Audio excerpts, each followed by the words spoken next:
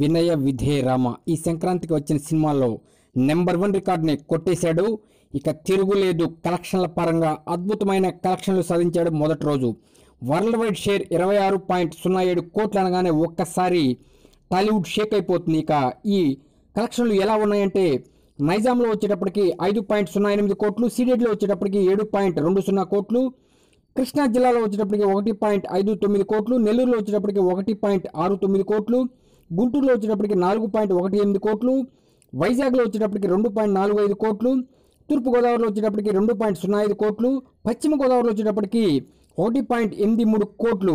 ఇక first day AP Telangana షేర్లు 26.7 కోట్లు అనగానే ఒక్కసారి వరల్డ్ వైడ్ మామూలుగా కాదు ప్రకంపనలు పుడుతున్నాయి.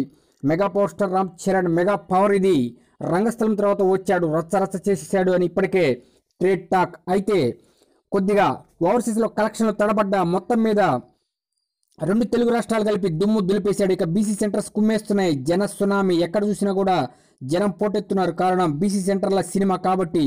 ఇంత బ్లాక్ బస్టర్ సినిమాని మనకిచ్చిన మెగా పోస్టర్ రామ్ చరణ్కి మరియు డైరెక్టర్ బోయపాటి శ్రీనుకి వినయ విధేయరామ చిత్రయూటికి మనం సంక్రాంతి శుభాకాంక్షలు చెప్పాల్సిందే.